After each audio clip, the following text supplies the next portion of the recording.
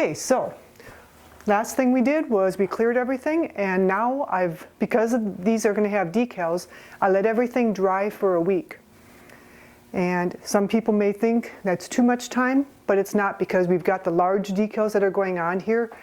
And if we don't let this all air dry, what will happen is the solvents will be continuing to release, because obviously we're taking paint and we're adding a thinner to it to make it sprayable. Well, that thinner needs to leave so the solids remain. And when those solvents are trying to release, if we have a decal trapping it, then it's either going to bubble the decal or it's going to attack the adhesive that the decal uses. So what we do is we allow it to cure for a week, at least a week. And also after curing, you can see how the orange peel starts to come out, because again, we're taking something liquid and we're atomizing it into small droplets, and then they flow back together. So I'm going to wet sand all these parts with 600 grit, and it's a 600A, not the 600P, which is European, so 600A. And of course we always wet it down so that it's nice and soft, pliable. Wrap it with our blocking pad so that we're not putting in finger grooves, we're getting everything nice and flat. So I'll wet sand all the parts, scuff anything that's still got some shine to it, and then I'll actually wait a couple more days, because once you open up this top, it's going to release even more solvents.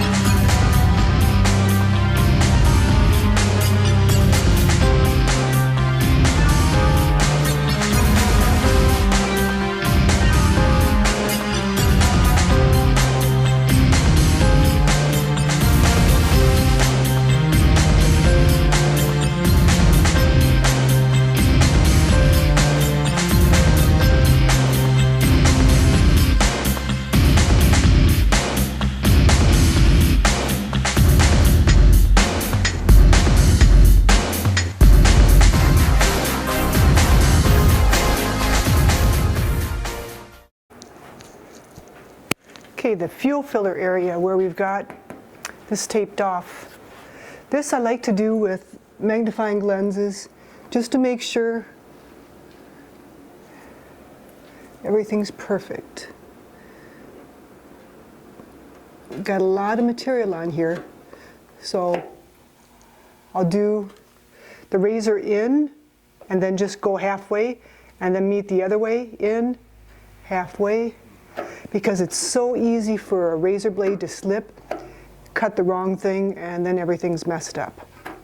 So super careful on that. So I want to slowly bring up this masking so as not to peel off any of the paint that I want on there.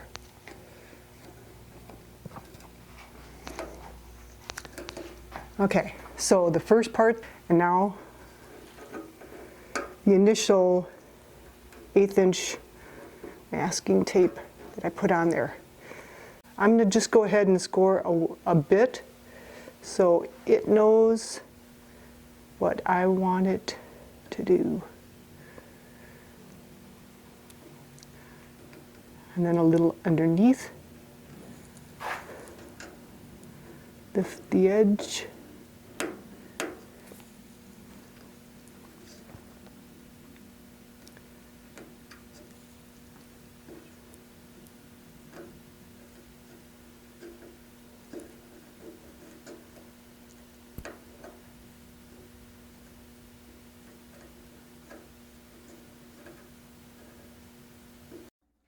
Taking my time and being precise is important here. The customer's going to see the gas filling area every single time he gasses up.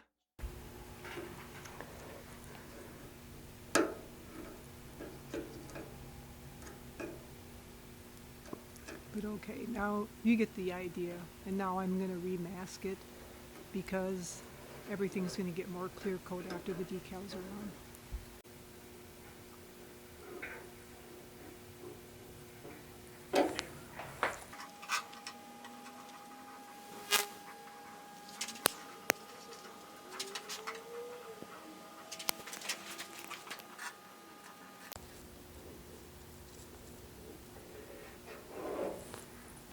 So we have our outline.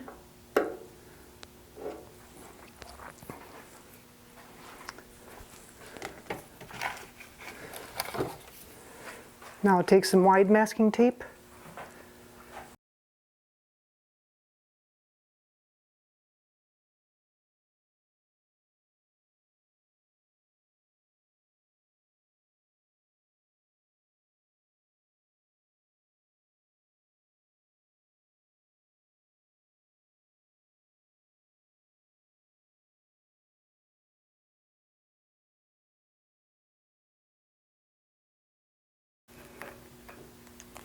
Okay, there we go. So this is ready to go. Next I'll retape the areas on the front fender, and then that'll be ready. Okay, so I have a new towel on here because the last one had some dust on it, probably from the scuffing. I found that if I use old towels, that's the best because I can just wash them and reuse them. And I always have a clean surface to be worked on, and this is always cushioned. Okay, so next we put on the decals. We're using Decal Ease. It's always mixed properly. I did clean this once with Windex, so according to the directions, I have to go over it with this to make sure I don't have any residue left over from the Windex. Excuse me.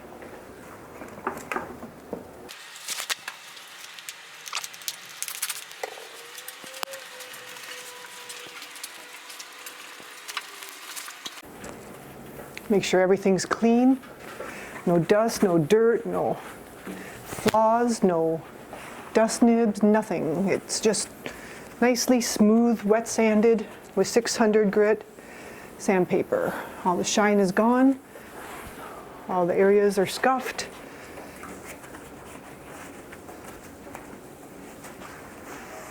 No fingerprint oils anywhere. Just a nice smooth surface ready for decals.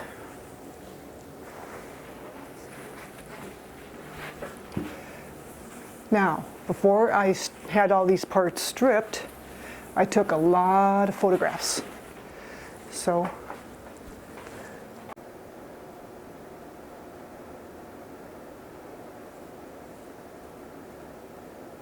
okay, so these are my pictures of the tank. I can see that this ends top 1/3 where this stripe is going to extend over. Almost balanced. This is a little bit closer on this side than this one. Point goes right to there, just below the curve. So this is 16th inch fine line tape. I'm just going to follow the body line just so I can see it better.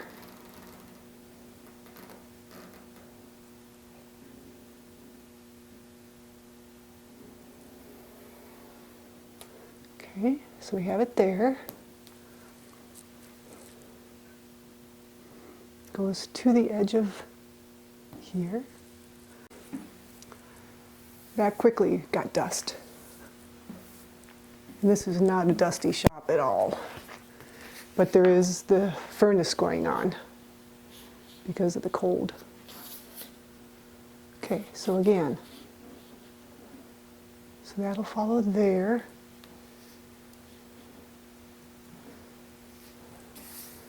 This black line cuts that in half. This goes to the edge. Okay.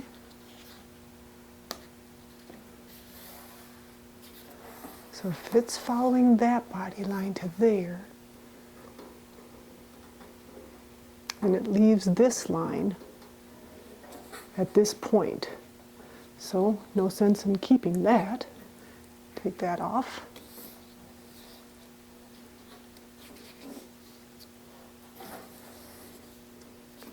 Like that. Wrapping over. This is the time to play with this. Make sure everything's right. Okay. These are actually a touch longer than the factory, because on the factory ones, decals, this was just shy of that body line there. And this pretty much went to this point right here, and here it's actually longer. So we'll adjust it. Touch there.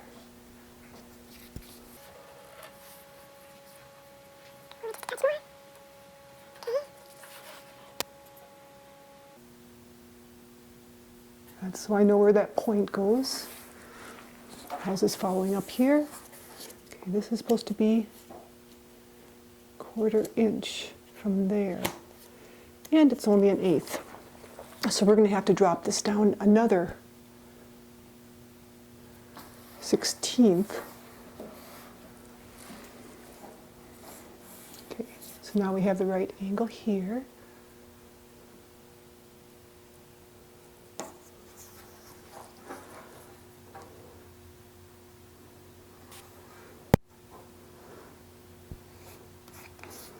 Okay, so this changed, so I don't need that there anymore, but I will use it here.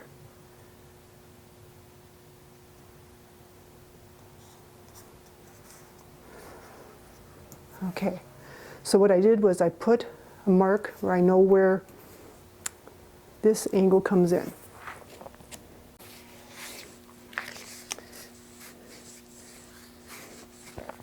And for the body line, I will keep that there, but now instead of it being 1/4 up from it, it'll only be 1/8. Do it one more just to make sure. I know this wants to go there. This angle goes to there.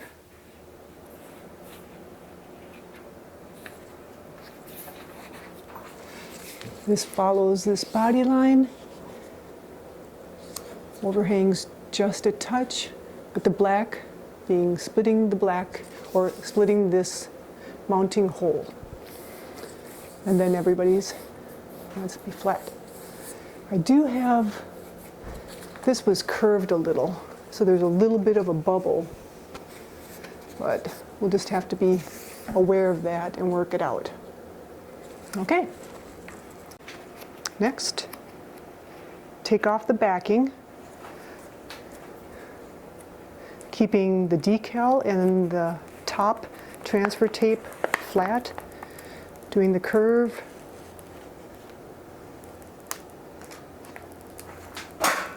On that. Okay. Now, if we were just to try to stick it on there and we didn't get it first try, it'd be ruined, which is why we have the decal ease. A little bit of a shake up.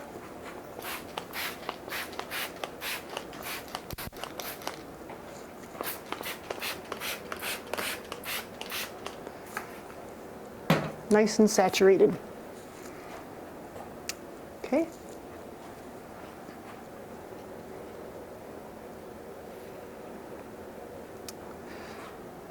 Got our mark here.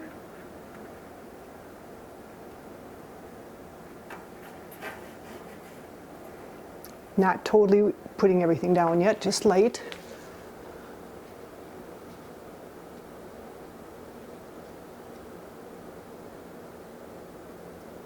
Got that there.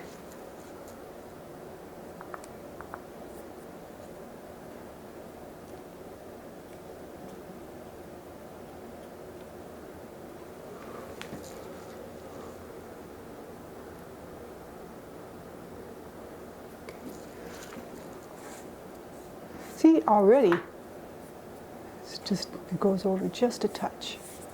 Okay, oh, come on.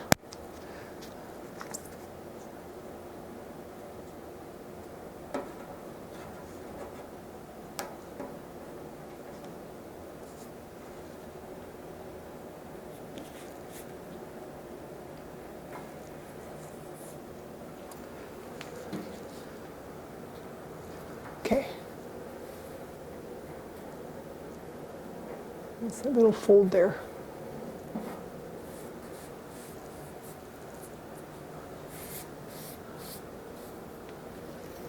Okay. Here's our body line.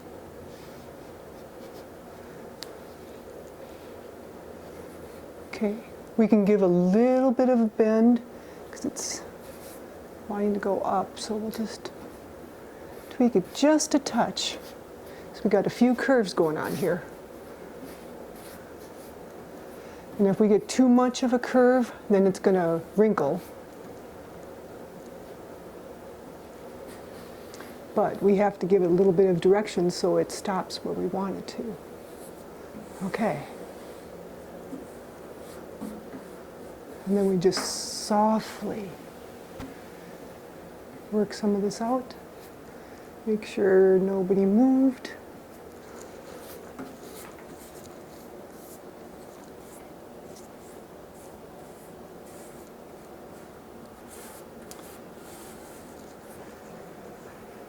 Okay. Always feeling, making sure we're using the right corner. Now we start working out the solution.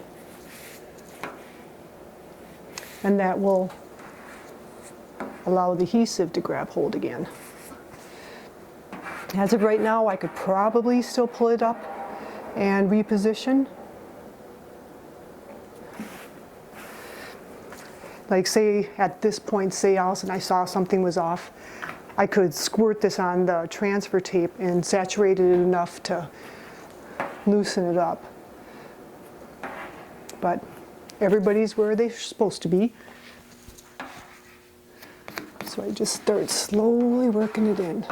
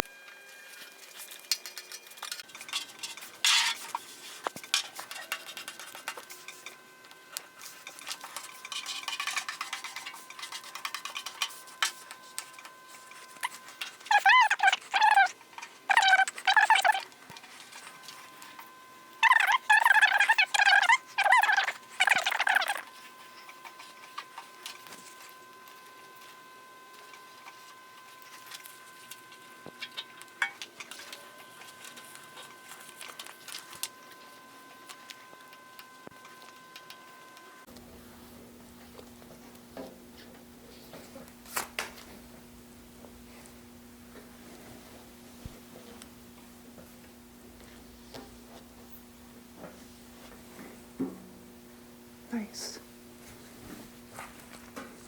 Okay, and a little bit of an angle. Just, no, yep, see, find a few more.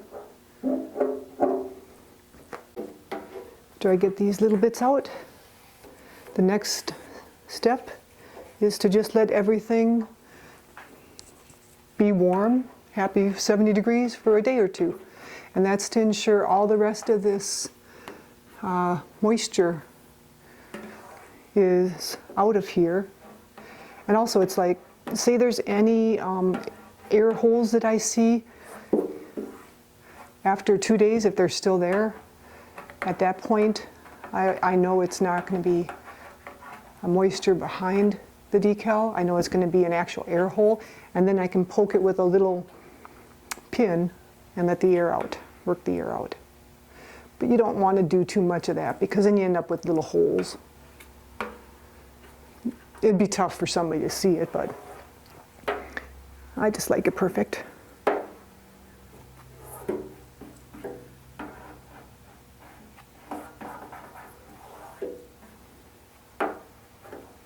Okay, there we go. The decal's on. Now, to make sure that we have all the residue off, find a clean spot on the towel. And then I'll just go over this one more time to wipe off any residue, because we don't want to have that.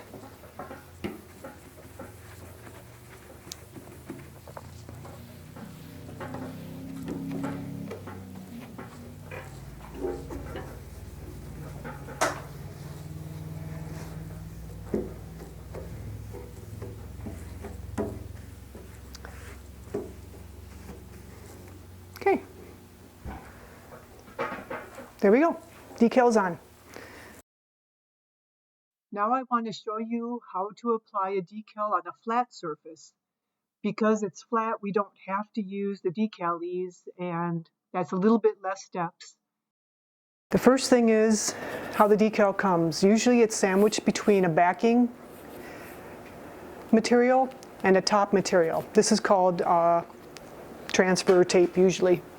You can buy the roll, say that your decal doesn't come with it. You can put this on and then you can transfer it, and it comes in like different sizes. Little, medium, large, and different degrees of opacity. In other words, how transparent or how much you can see through it. This you can see through quite a bit. This has a little bit of a haze to it, but it just keeps the decal good while you're applying it. And then when you use an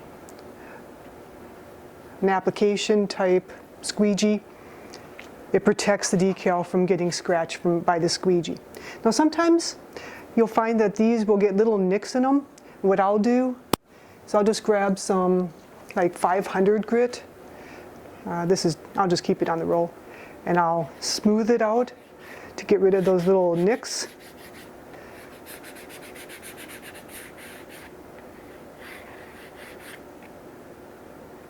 And then I'll go over that with something finer. This just happens to be 1200.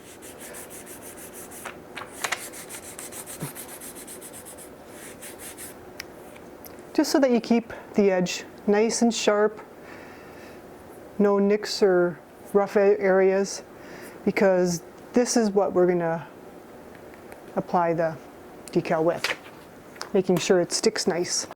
Oh, temperature in the shop. Right now it's 73 degrees. Outside, I think it's -20. Yeah, it's a cold day out. But the point is, inside, the decal, everything's above 70 degrees.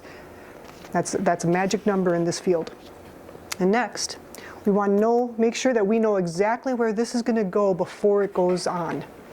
And from here, I can see this follows this line, the distance from there, and then I pulled up some of the old pictures, so I know that this is a 1/4 inch away from the edge of this to the edge of that. So what I did was on here is I just cut this so I know to follow this line and this line. After I scuffed these, I hit it with compressed air, blew off all the dust, then I used good old Windex, went over it, wiped that clean. And now, because we want to make sure there's no residue from the Windex left over, I'll take some of the decal ease and just clean this area so we know there's no contaminants.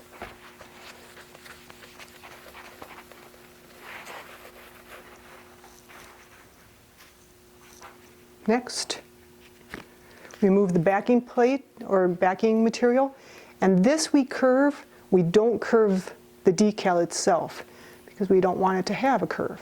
We want it to be nice and flat. Okay,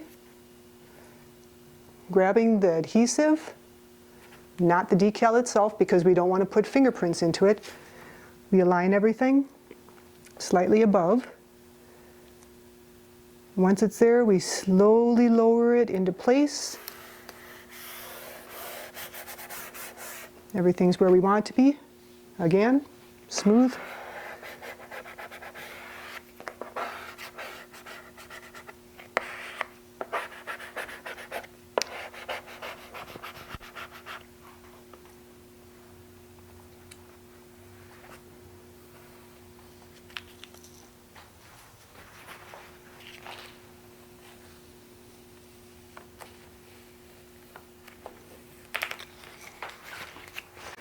But we got that good, see?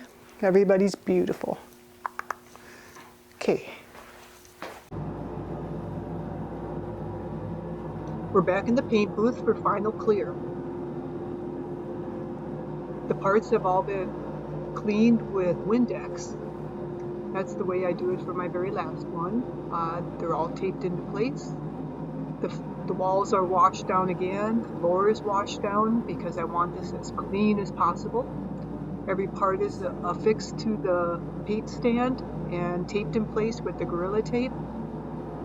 And yeah, just it's time to do is suit up and put on all my equipment and give this final clear. And I do have a little bit of a treat. I did make a video on how to set up the spray gun. Okay, so first I'll adjust how much, like how wide my pattern is, and then how much material is coming out. That's just the two knobs that you get to adjust that are always there.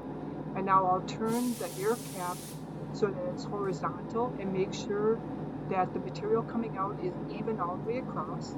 Then I turn the air cap back to vertical, so up and down. And then I want to check the distance from my spray gun to the part itself, and I typically go with 6 inches. So here I'm doing a trigger at 6 inches and making sure it's exactly the way that I want it to look, because clear, I'm not going to see the clear when that's going on. Here I've got some black loaded in just to be able to show this to you. Okay, and now I'm laying out a pass and then cutting it by 50% and then dropping it down another 50%. And this is very robotic, but it needs to be for solid coverage. And now I'll dial in the material a little bit and do a dust coat, because over the decals, I can't do a full spray of clear over the decals. It would just run. So you do a little bit of a dusting first, and that gives it's kind of like glue. It gives a little bit of adhesion before you start your full coats.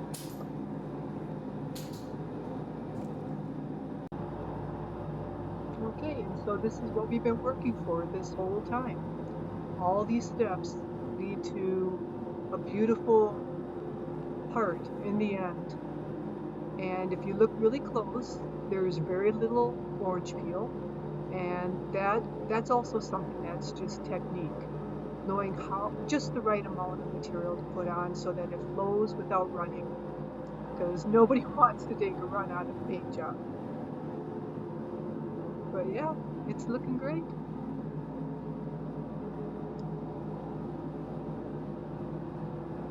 Can't say that it's completely done because there is a dust nib in here. Even though I did all these different precautions, washing the walls, the floor, keeping everything wet, tacking things off, using anti-static spray, everything, this whole time, there's still some dust nibs that get in. So I'll still show you how to take the dust nibs out so that the finish is actually perfect. And then also we'll still have to put the JB Weld around the gas filler area so that we never have to worry about the paint bubbling or getting softer right in that gas filler area. But other than that, yeah, this is how beautiful it becomes, you know, taking the time and just doing everything right.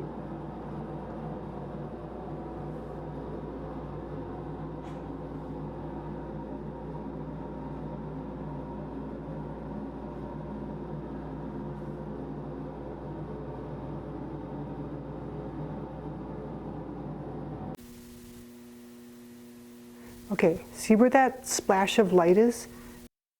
That is a dust nib. And you do everything you can to eliminate that, but there's still a few specks of dust that will find their way in, whether it's hitching a ride on your suit or whatever. But this is how you take care of it. First of all, you have to determine whether or not it's a good place to remove one, because if something's right on the edge, you may not want to, because you might risk going through. But here we have a dust nib right in between these two stripes, and everybody's got their own way of doing it. My thing is, what I like to do is I start with the P1200 dry 3M stick it. So P, remember P is the European designation, it's probably, I don't know, 1,000 grit, something like that. Anyways, what I like to do, it's self-adhesive, so I'll put a little bit on my finger, and I'll just very gently go over it until the dust nib is flat with the surrounding area.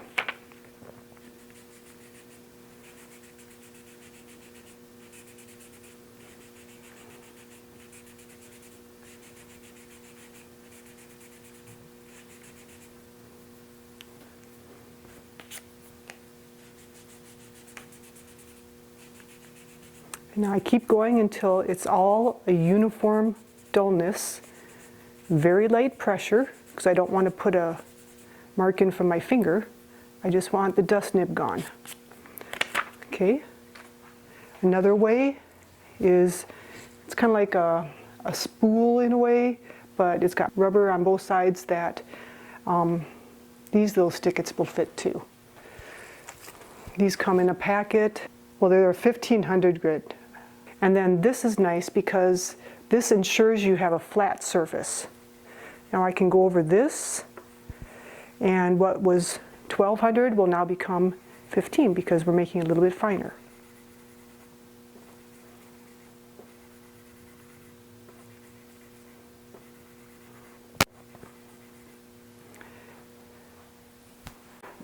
I use a little mini buffer. Make sure that it's this is Velcro to each other, and make sure that's even so that when I'm doing this it's not like wobbling. And then I'll use a little bit of rubbing compound. Again, I just so happen to have 3M products in stock. Put a little dot of that here. This acts as a finer abrasive and lubrication in the polishing step. And now, if I just hit this right on, it's just going to make that fling against the wall. No sense in doing that. So, smooth it out a little bit. Then I'll slowly bring on the speed and polish this area so that it removes those other scratches. Now I could do this all by hand, but that would take way too long.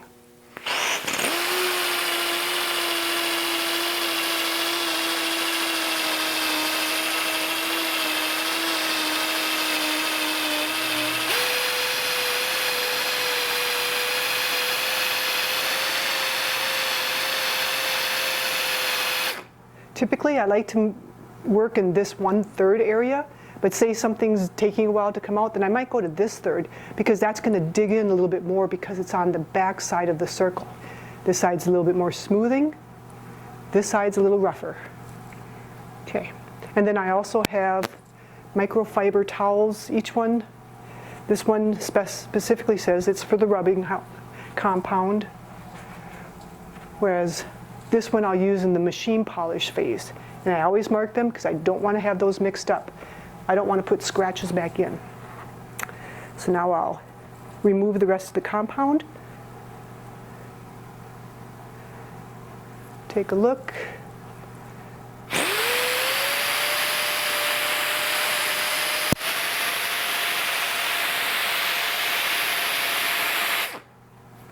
Yep. That at 15, going over the 12 with the 15, it is enough to take that out. Now what I can see is that this is a little bit, has more haze than here because this has a very fine scratch. So now that that one's done, I'll go to a finer pad. We use machine polish, which is finer abrasive, and it's designed to take out the swirl marks from this pad.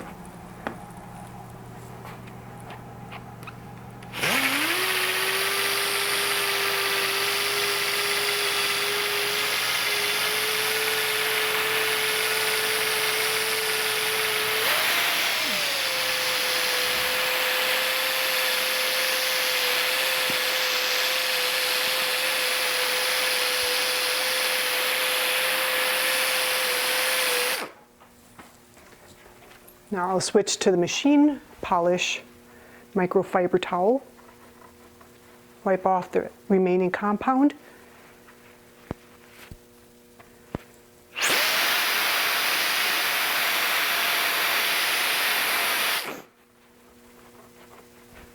There. Now there's no difference in, well, minute difference between here and here. And I can always go one more step further with the perfected finishing glaze. I just wrote on there for black show bikes. This can be hand or DA, and I'll wait to the very end. before I use this stuff. But that's how you take care of a dust nib. So take it, sand it flat, go a little bit finer grit to take out those scratches, then use the compound which takes out those scratches, and then a finer compound to take out the remaining scratches. Okay, after I'm done with all the polishing, I put a thin bead of JB Weld around the gas filler area.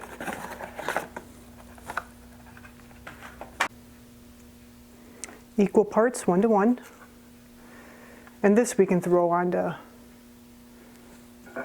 cardboard because we don't have to worry that much about it pulling out oils out of it. Like body filler, you don't do that on cardboard. But this is such a small thing. Now this itself is too thick. So I'll add a few drops of just basic lacquer thinner. And I don't squirt the whole thing on there, because if I did, it would probably just flood it. So I'll do it somewhere else, and then a few drops. Mix that in.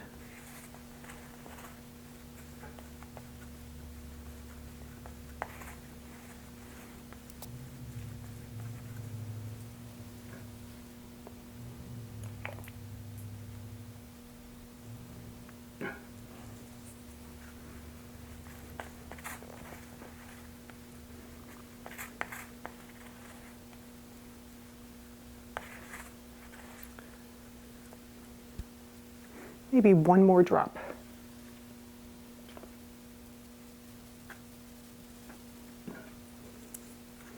This way you can really fine tune it. You don't want it too thin because then it won't bridge the area between where the paint stops and the metal starts. But you don't want it so thick that it's just all clumpy. That's a good consistency.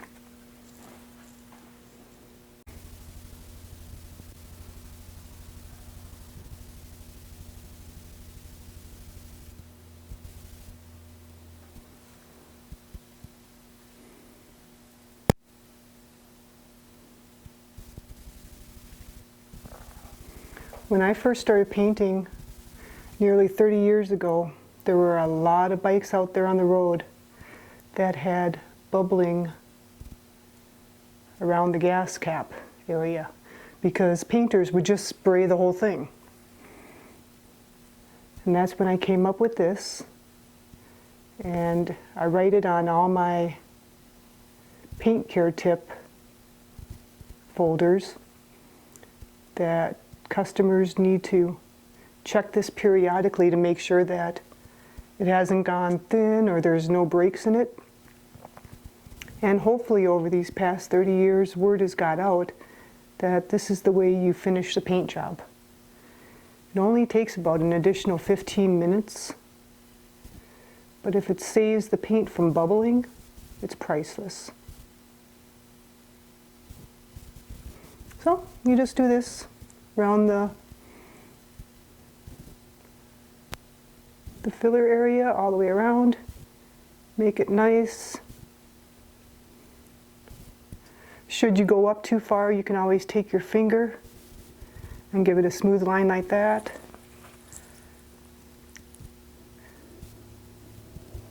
See? And that will wait a little bit better. See? So, finishing touch. Now go out and do this yourself.